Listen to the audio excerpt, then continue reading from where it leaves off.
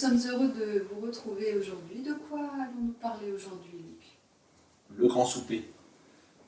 Jésus a parlé d'un repas. D'ailleurs, il a dit cette parabole dans un repas. Alors, nous allons la lire. Un de ceux qui étaient à table, après avoir entendu ces paroles dites à Jésus, « Heureux celui qui prendra son repas dans le royaume de Dieu. » Et Jésus lui répondit, « Un homme donna un grand souper. Il invita beaucoup de gens.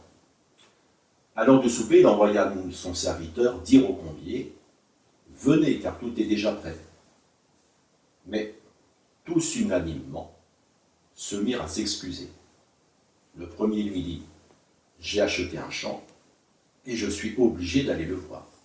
Excuse-moi, je te prie. » Un autre dit, « J'ai acheté 5 paires de bœufs et je vais les essayer.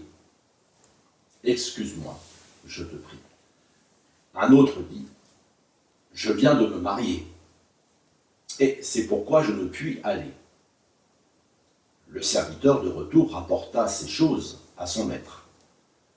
Alors le maître de la maison, irrité, dit à son serviteur, « Va promptement dans les places et dans les rues de la ville, et amène ici les pauvres, les estropiés, les aveugles et les boiteux. » Le serviteur dit, « Maître, ce que tu as ordonné a été fait, et il y a encore de la place. » Et le maître dit au serviteur, « Va dans les chemins et le long des haies, et ceux que tu trouveras, contrains-les d'entrer, afin que ma maison soit remplie. Car je vous le dis, aucun de ces hommes qui avaient été invités ne goûtera de mon souper. » Amen. Voilà la parabole. Alors, pourquoi l'invitation? Cet homme n'est ni roi ni prince. Dans d'autres paraboles qu'on a vues, Jésus dit un père, un maître, un roi. Mais ici, c'est quelqu'un, un homme. On pourrait dire un homme quelconque. Bon, certainement qu'il a de l'argent, parce que pour inviter plusieurs personnes à un souper, il faut en avoir les moyens. Et quelle est la raison de ce repas? Alors ça peut être un anniversaire de mariage, une promotion professionnelle, prendre la crémaillère, comme on dit, l'achat d'une maison, des récoltes exceptionnelles, ou peut-être simplement un désir de communion, de faire communauté avec les autres, de partager son intimité, une tranche de vie. La parabole ne le dit pas. Ce qu'elle dit, c'est que plusieurs ont été conviés, et certainement ils avaient laissé entendre qu'ils viendraient.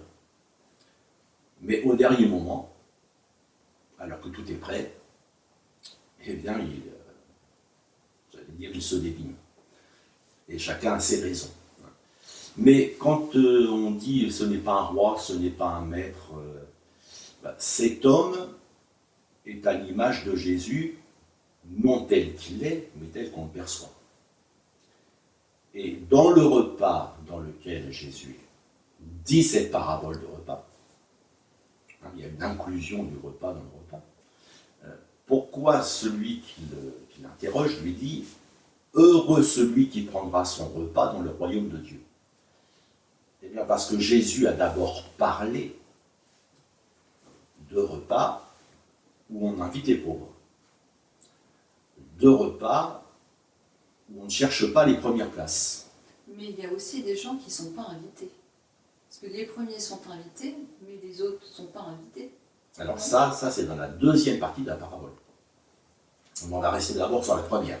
La première, c'est-à-dire Jésus est invité chez un pharisien. Il remarque que des personnes cherchent les meilleures places. Et Jésus donne un enseignement. Quand tu es invité à un repas, mets-toi à la dernière place pour que celui qui t'invite te dise mais monte plus haut. Et puis Jésus dit à celui qui l'a invité, pense aussi à inviter des personnes qui ne peuvent pas te rendre l'appareil. Et c'est là que un de ceux qui étaient à table va s'exclamer « Heureux celui qui prendra son repas dans le royaume de Dieu ». Et c'est comme si Jésus lui disait « Détrompe-toi, détrompe-toi ». Beaucoup ne sont pas du tout intéressés par cette façon d'envisager les repas. Parce que beaucoup l'envisagent comme un entre-soi. Les gens de bonne compagnie, les gens de la bonne société, le club, on aime se retrouver entre soi. C'est un club fermé. C'est un club fermé, voilà, qui exclut les autres. Et c'est vrai que dans la parabole, c'est d'abord un club fermé, ce sont les invités. Ce sont les invités. Mais, on va dire, c'est un club semi-fermé. Parce que dans la parabole, ce club, entre guillemets, représente Israël. Et c'est vrai que quand Jésus est venu, il est d'abord le Messie d'Israël. Avant que l'invitation déborde sur toutes les nations. C'est pour ça qu'il y a 2 temps. Mais le premier temps, c'est le temps de, on ne va pas dire le rejet, c'est pas vraiment une parabole sur le rejet, mais c'est plutôt une parabole sur l'indifférence. L'indifférence, et Jésus est vu comme peut-être un prophète, peut-être un rabbin un peu plus connu que les autres, un peu plus charismatique, comme on dit aujourd'hui, mais guère plus. Et l'invitation à entrer dans le royaume de Dieu, à le reconnaître comme Messie, à entrer en communion avec lui, n'est pas prise au sérieux. Et chacun a des bonnes raisons. Mais quand on examine un champ déjà acheté, 5 paires de bœufs déjà achetés, un mariage déjà célébré. Dans les 3 exemples que donne Jésus, il n'y a pas d'urgence, si ce n'est le stress de l'acheteur. Ça pourrait être reporté. Tout à fait. J'ai acheté un champ que j'aille le voir aujourd'hui ou demain. Qu'est-ce que ça change? J'ai 5 paires de bœufs, que je les essaye aujourd'hui ou demain. Qu'est-ce que ça change? Je suis jeune marié. La loi de Moïse prévoit 1 an de disponibilité. Il y a 10 ans. Oui. En fait, ça marque pour ces invités-là que la place de ce souper, elle n'est pas très importante, finalement. Et c'est ça que Jésus souligne. Peu de cas. Ce n'est pas un roi, ce n'est pas un maître, c'est un homme. Et on le traite comme moins que rien. Bon, il y a aussi une question, c'est l'idolâtrie. Le champ est plus important que celui qui invite. Les 5 paires de bœufs sont plus importants que celui qui invite. Et même le mariage.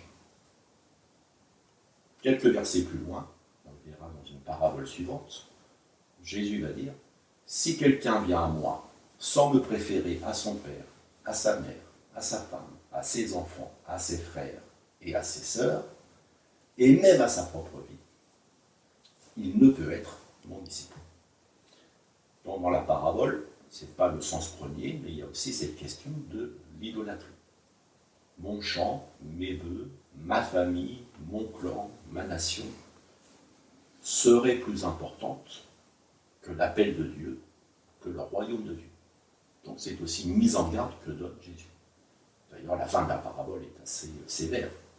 Aucun de ces hommes qui avaient été invités ne goûtera de mon souper.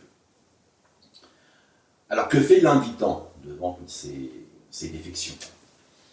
Il rassemble les malheureux. Alors d'abord les sociabiliser. Pourquoi je les appelle sociabiliser? Il dit les aveugles, les pauvres, les estropiés, les boiteux. Or on constate dans le reste de l'évangile que ces personnes-là étaient des mendiants. Donc ils avaient contact avec le reste de la population. Donc c'était les malheureux sociabilisés. Mais il reste encore de la place. Et là, ce sont les malheureux non sociabilisés. Il faut aller les chercher dans les chemins le long des haies. Alors, soit ce sont des personnes qui sont addictes à la drogue ou à l'alcool, soit ils sont en rupture de banc avec la société. Et il y a ce verbe qui, malheureusement, dans l'histoire, a été mal interprété, hein, contraint-les d'entrer. Alors, contraint-les d'entrer, il n'est pas question d'exercer la force physique. Contraint-les, mais de faire preuve de persuasion. Et c'est vrai qu'aujourd'hui, on a créé le SAMU social en France, avec des maraudes, parce qu'il y a des personnes, il faut vraiment les contraindre, il faut user de persévérance pour leur bien, pour qu'ils puissent loger la nuit dans un endroit convenable et chauffé. Il y a cette nécessité, donc Jésus aussi en parle. Mais en faisant cela, il met en pratique ce qu'il a dit dans son enseignement. Inviter ceux qui ne peuvent pas rendre l'invitation. Et pour recevoir la grâce de Dieu, il nous faut accepter que nous ne pouvons pas la payer. En aucune manière. Et un autre enseignement de cette parabole, justement, c'est que ceux qui peuvent rendre à Dieu ce que Dieu leur donne, s'excluent eux-mêmes du salut que Jésus est venu apporter. Aucun de ceux qui étaient invités ne goûtera de mon souper. On parle bien du heureux celui qui prendra son repas dans le royaume de Dieu. Donc il est question de communion avec Dieu, et ça ne peut pas se monnayer.